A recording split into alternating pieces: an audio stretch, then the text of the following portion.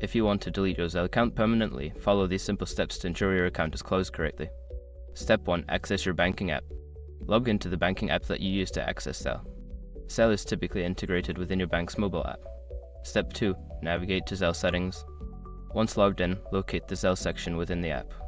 This may be found under Payments, Transfers, or a similar category. Step 3. Find Account Deletion option. Look for an option related to account settings or management. Here, you should find an option to delete or deactivate your Zelle account.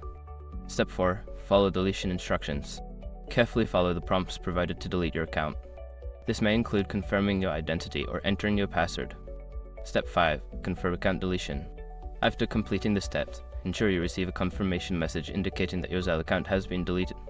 It is advisable to check back after a few days to ensure the account is no longer active. By following these steps, you can successfully delete your Zelle account. If you have any issues, consider reaching out to your bank's customer support for assistance.